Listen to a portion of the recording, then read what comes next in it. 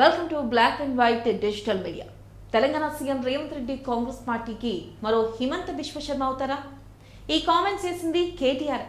BJP Congress రెండు ఒకటే.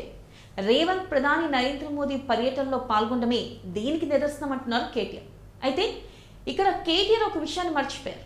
2014లో తెలంగాణలో తొలిసారి అధికారంలోకి వచ్చాక కేసీఆర్ కేంద్రంలోని బీజేపీ ప్రభుత్వంతో అత్యంత సన్నిహిత సంబంధాలు నెరిపారు. ఇక ఒక దశలో కేంద్రంలో బీజేపీ నేతృత్వంలో ఎన్డీఏ ప్రభుత్వంలో చేరడానికి కూడా ప్రయత్నాలు చేశారు. సాక్షాత్తు అసెంబ్లీ సాక్షిగా ప్రధాని మోదీపై కేసీఆర్ అప్పట్లో ప్రశంసల వర్షం కూడా కురిపించారు. మరి గుజరాత్ ను అన్ని విధాలుగా అభివృద్ధి చేసినందుకే మోదీ ప్రధాని కాగలిగారని కొనియాడారు. మోదీ ఎక్కడికి వెళ్ళినా గుజరాత్ మోడల్ పైనే అంతా మాట్లాడుకునేలా చేశారని ప్రశంసించారు. ఈ ఒక్క సందర్భంలోనే కాదు, చాలా సార్లు ప్రధాని మోదీపై కేసీఆర్ పొగడ్తల వర్షం కురిపించారు. అయితే ప్రధాని మోదీతో కేసీఆర్ కు ఎక్కడ చెడిందో స్వయంగా ప్రధాని చెప్పారు. కేటీఆర్ కు ముఖ్యమంత్రిగా బాధ్యతలు అప్పగిస్తారు, మీరు సహకరించాలని కేసీఆర్ తనను కోరారని ప్రధాని మోదీ బాంబు పేల్చిన సంగతి మనకు తెలిసిందే. అలాగే తాను ఎన్డీఏ కూటమిలో చేరతానని కూడా కేసీఆర్ చెప్పారని ప్రధాని మోదీ గతంలోనే తెలిపారు.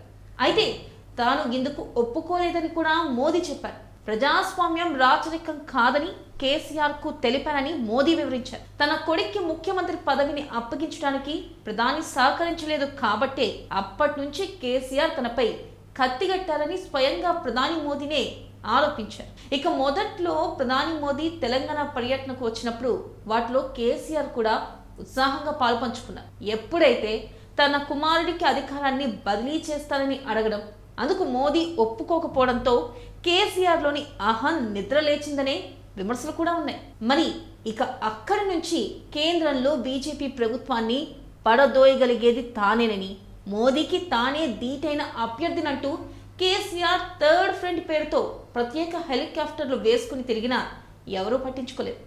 వివిధ పార్టీల కీలక నేతలంతా కేసీఆర్ను లైట్ తీసుకున్నారు. ఇక తెలంగాణ అసెంబ్లీ ఎన్నికల్లో కేసీఆర్ ఓటమితో థర్డ్ ఫ్రంట్ ముచ్చట కూడా గాలి కొట్టుకుపోయింది. అటు ఇండియా కూటమి కానీ ఇటు ఎన్డీఏ కూటమి కానీ ఆయన్ను దగ్గరికి తీయలేదు. అయితే ఇప్పుడు తన కుమార్తె కవితను ఢిల్లీ మద్యం కుంభకోణం నుంచి బయటపడేసేందుకే బీజేపీకి కేసీఆర్ దగ్గరవుతున్నారన్న అనుమానాలు కూడా ఇప్పుడు వ్యక్తమవుతున్నాయి. ఇక ప్రధాని తెలంగాణ పర్యటనలో పాల్గొన్న సీఎం రేవంత్ రెడ్డిపై కేటీఆర్ రచ్చ చేస్తూ ఉండడంపై సీఎం రేవంత్ రెడ్డి మండిపడుతున్నారు. ముఖ్యమంత్రి హోదాలో రాష్ట్ర ప్రయోజనాలు అభివృద్ధి కోసం కలిస్తే తప్పేంటని ఆయన ప్రశ్నిస్తున్నారు. ఒక మీడియా చిట్ చాట్ లో రేవంత్ రెడ్డి తన అంతరంగాన్ని ఆవిష్కరించారు. ప్రధాని మోదీని పెద్దన్నా అని సంబోధిస్తే తప్పేంటని నిలదీశారు. ఒక రకంగా చూస్తే అది కూడా నిజమే కదా. రాష్ట్ర అభివృద్ధికి ప్రయోజనాలకు ఆయన సహకరించాల్సి ఉందని, ఆయన దేశ ప్రధాని అని, అందుకే తాను పెద్దన్నా అని సంబోధించారని రేవంత్ స్పష్టంగా చెప్పారు. ఇక తాను కేసీఆర్ లా గదిలో చెప్పలేదని, బహిరంగంగా రాష్ట్ర ప్రయోజనాలపైనే అంతా మైక్లోనే ప్రధానికి వివరించారన్నారు.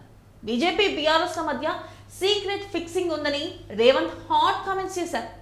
బీజేపీ మెదక్, బీఆర్ఎస్ చేవెళ్ల స్థానాలకు అభ్యర్థులను ప్రకటించకపోవడమే ఇందుకు నిదర్శనమన్నారు సీఎం రేవంత్ రెడ్డి. ఇక బీజేపీ బీఆర్ఎస్ పార్టీలతో బీఎస్పీ కూడా కలిసిందని, ప్రవీణ్ కుమార్ ముసుగు తొలగిపోయిందని చెప్పారు. మరి రాష్ట్రంలో ప్రతిపక్ష నేత లేడని, కేసీఆర్ అసెంబ్లీకి రావడం లేదని, అసెంబ్లీకి రానుడు ప్రతిపక్ష నేత ఎలా అవుతాడని రేవంత్ రెడ్డి నిలదీశారు. ఇందులో 100% నిజమే ఉంది కదా. మరి 5 నెలల్లో తనను పదవి నుంచి దించుతారంటున్న వ్యాఖ్యలపై రేవంత్ రెడ్డి మండిపడుతున్నారు. తనను దించాలంటే కేసీఆర్ మోదీతో కలవాలన్నారు. తాను మోదీని పెద్దన్న అన్నందుకు రచ్చ చేస్తున్నారని రేవంత్ ఆగ్రహం వ్యక్తం చేస్తున్నారు. మరి చూశారుగా, రేవంత్ రెడ్డి ప్రధాని మోదీని కలవడం వెనుక ఉన్న స్ట్రాటజీ, పొలిటికల్ మైలేజ్ కోసం కేటీఆర్ చేస్తున్న విమర్శలు అర్థం చేసుకున్నోళ్లకు అర్థం చేసుకున్నంత అన్న చందంగా ఉంది పరిస్థితి. మీరేమంటారు? మరి మీ అభిప్రాయాలను కామెంట్స్ రూపంలో తెలియజేయడం మర్చిపోకండి. ఇలాంటి మోర్ ఇంట్రెస్టింగ్ అప్డేట్స్ కోసం వెంటనే ఛానల్ని సబ్స్క్రైబ్ చేయండి.